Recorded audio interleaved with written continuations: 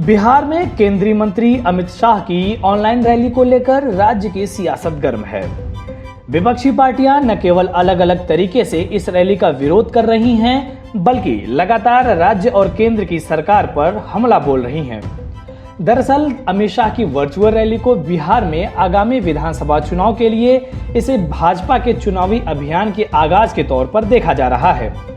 बता दें कि राज्य में अक्टूबर-नवंबर में विधानसभा चुनाव होने की संभावना है। भाजपा इस आयोजन को सफल बनाने के लिए तमाम प्रयास में जुटी है, क्योंकि कोविड-19 महामारी के कारण किसी बड़ी राजनीतिक सभा का आयोजन नहीं हो सकता है।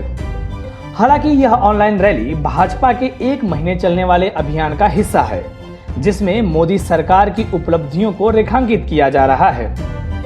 केंद्र में नरेंद्र मोदी के नेतृत्व वाली सरकार के दूसरे कार्यकाल की पहली वर्षगांठ पर यह आयोजन हो रहा है। एक तरफ अमित शाह की वर्चुअल रैली के विरोध में आरजेडी के कार्यकर्ताओं और समर्थकों ने थाली पीटकर मजदूर अधिकार दिवस मनाया, तो वाम दलों ने धिक्कार दिवस व धरना का आयोजन किया। राबड़ी आवास के बाहर सरकार के विरोध में राबड़ी देवी, तेजस्वी यादव और तेज प्रताप यादव ने थाली बजाकर नीतीश सरकार के साथ साथ केंद्र सरकार और अमित शाह की वर्चुअल रैली का विरोध किया। थाली बजाने के लिए राबड़ी आवास के बाहर गोल घेरा बनाया गया था। आरजेडी के सभी लोग इसी घेरे में खड़े होकर थाली बजाने का काम कर रहे थे। दरअसल कोरोना काल में प्रवासी मजदूरों को हुई परेशानी और अमित शाह की वर्चुअल रैली के विरोध में आरजेडी ने थाली बजाकर प्रतिकार किया। इस दौरान तेजस्वी ने नीतीश सरकार पर हमला बोलते हुए कहा कि आज राष्ट्रीय जनता दल जो है, सिर्फ राष्ट्रीय जनता दल के ही लोग नहीं बल्कि पूरा बिहार का गरीब, मजदूर, किसान, बेरोजगार थाली पीटने का काम कर रहा है। हमारा स्पष्ट मानना है कि जिस प्रकार से शारीरिक, मानसिक रूप से और आर्थिक रूप से जिस प्रकार से इस डबल इंजन के सरकार ने, चाहे वो बीजेपी की सरकार हो या नीतीश जी की सरकार हो, चाहे केंद्र हो या राज्य हो, उनको प्रताड़ना पूरी तरीके से जो है किया है। और हमारा स्पष्ट मानना है कि गरीब का पेट खाली है और जो दूसरे दर्जे का नागरिक के रूप में जो हमारे श्रमवीर और श्रमिक भाई हैं, जिस प्रकार का बर्ताव मौजूदा सरकार, चाहे केंद्र की सरकार, राज्य की सरकार ने किया है, लोग भूख से मर रहे हैं, इसलिए लोग जो है बेरोजगार हो चुके हैं। इसके साथ ही विपक्ष के नेता तेजस्वी यादव ने शाह की रैली में 144 करोड़ रुपए सिर्फ एलईडी स्क्रीन पर खर्च करने का दावा किया है। तेजस्वी यादव ने ट्वीट कर कहा है कि वर्चुअल रैली के प्रचार के लिए एक एलईडी स्क्रीन पर औसत खर्च 20,000 रुपए है।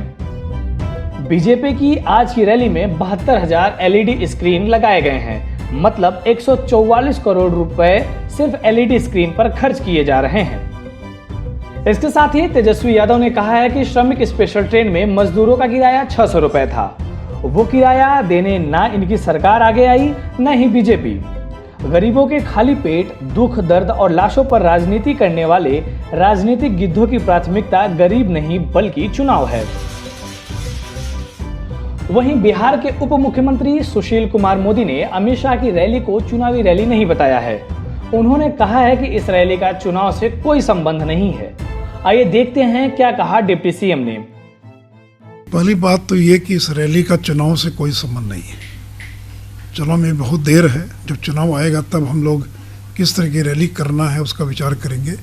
ये तो नरेंद्र मोदी जी की सरकार का 6 साल पूरा हो गया और दूसरी बार जो सत्ता में आए उसके दूसरा साल है।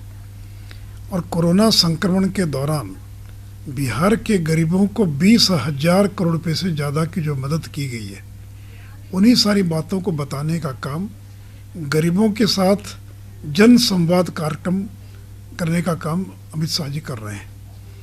और चूँकि देखिए लॉकडाउन की स्थिति अभी भी बनी हुई है, अभी भी भीड़ भाड़ इकट्ठा नहीं किया जा सकता है, तो हम लोगों ने ये डिजिटल माध्यम का उपयोग करने का निर्णय लिया है। और इस लॉकडाउन के दौरान हम लोगों ने ऑडियो, वीडियो, सारे चीज़ों का बड़े पैमाने पर इस्तेमाल किया है। और सबसे कम खर्च में ये कार्यक्रम हो सकता है। जहाँ एक रैली करने में 50 लाख, 40 लाख, 20 लाख खर्च हो जाता है, ये तो 1 लाख भी खर्चा नहीं होगा। वहीं आरजेडी के इस थाली पीटो अभियान पर नरेंद्र मोदी सरकार में मंत्री गिरिराज सिंह का भी बयान आ गया है। उन्होंने कहा है कि कुछ राजनीतिक दल केवल पीएम मोदी और बीजेपी का विरोध ही करते हैं। ये वही लोग हैं जिन्होंने पीएम मोदी के कहने पर कोरोना वॉरियर्स के सम्मान में तालियां बजाने का विरोध किया था और आज गरीबों के अधिकार के लिए खुद तालियां बजा रहे हैं। इस वीडियो में फिलहाल इतना ही।